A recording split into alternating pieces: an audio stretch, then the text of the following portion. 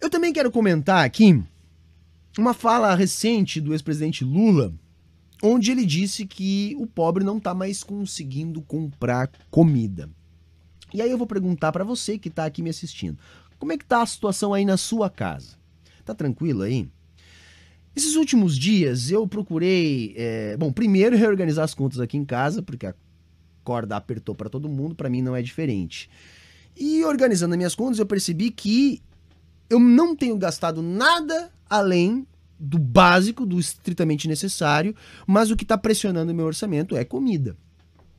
E aí eu comecei a pensar nos meus amigos, nas pessoas que eu conheço, as pessoas da mesma classe social que eu. E eu cheguei à seguinte conclusão. As famílias estão começando a se dividir assim, as famílias mais pobres.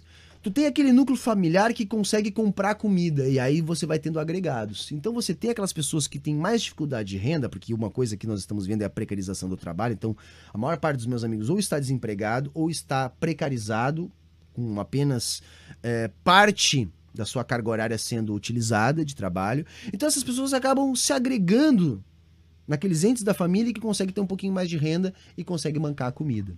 O que eu tô querendo dizer com isso, gente? Que a maior parte das pessoas que eu conheço estão tendo dificuldades para comer. E eu não tô falando daquelas pessoas da zona da exclusão social, pessoas que não têm nenhum tipo de renda, pessoas abaixo da linha da pobreza. Não, eu tô falando de pessoas que até ontem eram entendidas como classe média no Brasil, que tinham algum acesso a consumo. Então, comer no Brasil tá virando algo de luxo. Olha que coisa incrível que eu acabei de dizer. Nós já estamos, as pessoas da minha classe social, nós já estamos num processo de substituição. Ah, já não tá mais comendo carne de gado, já tá trocando pela carne de frango, daqui a pouco já não consegue mais trocar nem a carne de frango, vai mudando, vai substituindo outras coisas, porque simplesmente não dá mais para comer. Então nós temos que entender por quê. Por que tá tão difícil comer no Brasil? A inflação não tá assim tão alta em termos de índice geral de preços, mas se a gente levanta o tapete, tem muita coisa que estão fazendo com que a gente perceba essa dificuldade cada vez maior de comer no Brasil. A primeira coisa é o desemprego recorde. Desemprego recorde, nós estamos com 19,4% de desemprego. Só 86 milhões de brasileiros têm ocupação. Gente, isso é o menor número da série histórica. 48,9% estão ocupados dos brasileiros. Quase 14 milhões de desocupados. A taxa de subocupação, que é essa que quando a gente não trabalha o suficiente para se manter, é de 28,7% dos brasileiros. Então isso resulta, gente, na queda da massa salarial. Então não é só a inflação de alimentos pressionando. O brasileiro trabalhador está ganhando menos. Está mais difícil de ter emprego, está mais desempregado, está trabalhando menos que o necessário e quando trabalha está ganhando menos. A inflação na cesta básica, puxada pelo dólar, já está ali perto dos 30%. É por isso, gente. É por isso que está cada vez mais difícil comer no Brasil. O Brasil está caminhando a passos largos para aquilo que nós tínhamos enquanto realidade no final dos anos 80 e início dos anos 90. Uma brutal concentração de renda, onde os ricos estão cada vez mais ricos e os pobres cada vez em maior número e cada vez mais pobres. Com, inclusive, a ameaça à nossa moeda soberana. Então, veja, nós estamos no auge da pandemia, e com a atividade econômica extremamente debilitada, somado ao fim do auxílio emergencial e com a cerejinha do bolo, que é a alta do dólar. E além do mais, nós não temos nenhum tipo de sinal de recuperação da nossa economia. Então é por isso que é fundamental que a gente discuta, que a gente fale essas coisas e que produza esse entendimento, porque os jornais da grande imprensa, eles estão agindo no sentido contrário de produzir esse entendimento. Então, enquanto está cada dia mais difícil comer, os Faria Limers, que são aqueles responsáveis pelo discurso da mídia hegemônica, seguem no mundo paralelo. Gente, essa semana é uma coisa maluca a notícia que apareceu.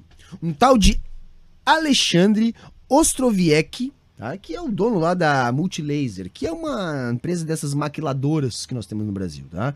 Compra de fora, produz aqui, que é o que a gente chama de maquila, né? Monta aqui e vende. Esse cara teve a cara de pau de dizer, e impressionantemente ele foi ouvido pela Folha, que o auxílio emergencial sem um corte de gasto seria um suicídio hiperinflacionário. É de uma desfaçatez. Primeiro, a total falta de cuidado com o termo hiperinflação. Gente, nem no final dos anos 80 e início dos anos 90 nós tivemos hiperinflação no Brasil. O que os economistas definem como hiperinflação é um estágio de deteriorização da moeda onde ela passa a não ser aceita nem para as trocas comerciais, nem para liquidar contratos. Nós tivemos o caso clássico da hiper da Alemanha, onde as pessoas não aceitavam dinheiro para a realização de trocas comerciais. O que a gente teve no Brasil é uma superinflação. Mas tudo bem, vamos supor que a gente use no senso comum esse termo hiperinflação para falar da inflação brasileira, ok. Mas nem isso. Porque não há o menor risco de acontecer em função do auxílio emergencial, tá? Uma superinflação que ele possa estar chamando de hiperinflação. Essa afirmação não tem pé nem cabeça, ela não tem nenhum tipo de amparo na realidade objetiva.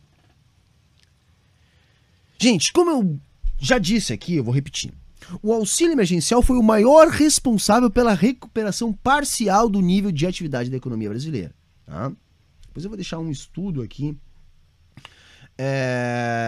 que traz os dados, vai ficar aqui no comentário fixado, que traz os dados sobre isso. Tá?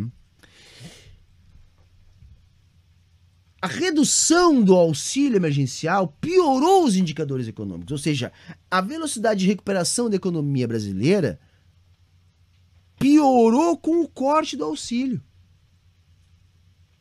E o mais incrível é que o pagamento do auxílio emergencial, que provocou uma elevação bastante grande da dívida pública brasileira, não impactou porcaria nenhuma no custo dessa dívida. Essa semana, o Banco Central brasileiro divulgou um dado, inclusive no Twitter, se eu não me engano, mostrando que o custo de manutenção da dívida pública brasileira é o menor da série histórica. Ou seja, minha gente, o pagamento do auxílio que provocou a elevação da dívida não teve custo até então nenhum para o Estado brasileiro. Porque o custo da dívida, mesmo tendo explodido, é o menor da série histórica. Isso é um tapa na cara dos liberais e mostra a imbecilidade da afirmação lá do Alexandre Multilaser, que foi reverberada por essa mídia cínica, essa mídia cachorra que nós temos. Então, como é que pode haver uma hiperinflação no Brasil, com metade dos brasileiros fora do mercado de trabalho, com a renda caindo, com o nível de ociosidade recorde da nossa capacidade instalada? Isso é rigorosamente impossível. Então, se isso é rigorosamente impossível e até as pedras do caminho sabem disso, por que esses jornalões dão ouvidos para esses caras? Puro terrorismo, gente. Puro terrorismo para tentar associar o pagamento do auxílio emergencial ao desmonte do Estado brasileiro, que é o que eles tentaram com a desvinculação das verbas da saúde e educação na semana que passou. Que é o que eles estão fazendo com o enterro do BNDES. Nenhum país se desenvolveu no mundo sem ter seu próprio BNDES. A China tem 2, se eu não me engano, mais. Nossa inflação tem que ficar claro para a classe trabalhadora. Nossa inflação é dólar. E o dólar está disparando em função dos juros, mas mais significativamente por causa da debilidade da nossa economia. Então, enquanto nós tivermos esse nível de atividade miserável na nossa economia, nós não vamos segurar a cotação do dólar. E a posição da mídia de massa, como a gente viu na questão da Folha, decorre em função da defesa dos interesses do capital, que é quem paga a conta dessa mídia cínica, que pelo fato de ser tão oligopolizada é cara e só pode ser sustentada por grandes corporações internacionais, grandes bancos. Então essa mídia cínica, e aí eu encerro, a gente tem que mostrar para a classe trabalhadora brasileira, ela não difere em nada do genocida do Bolsonaro. Nada. Vocês lembram lá do Salles dizendo que tem que aproveitar a pandemia, todo esse caos para passar a boiada? É rigorosamente o mesmo pensamento da Folha ao publicar uma matéria mentirosa como essa que diz que o pagamento do auxílio pode provocar hiperinflação, se não houver contrapartida no lombo da classe trabalhadora. Então, é rigorosamente por quê? Porque é uma tentativa de aproveitar uma calamidade sanitária, onde todos nós estamos perdendo parentes, amigos, conhecidos, para passar a boiada. Então, qual a diferença do Bolsonaro para Faria Lima? Então, quando eu digo, gente, Folha, Globo, ninguém tem problema nenhum com o Bolsonaro. Eles só querem um representante seu mais direto para participar da farra de mamar nas tetas do Estado mais diretamente. Eles querem alguém que mastigue de boca fechada e que os inclua na partilha da fatia mais gorda do bolo. Uma vez que na paranoia do Bolsonaro ele enxerga a Globo e a Folha, por exemplo, como inimigos. Porque se ele amanhã mudar de ideia e passar a tratá-los como amigos e repartir maiormente com eles a fatia do bolo, podem ter certeza que no instantinho nem mais do genocídio Globo, Folha e companhia vão reclamar. Tá bom, gente? E assim eu encerro por hoje.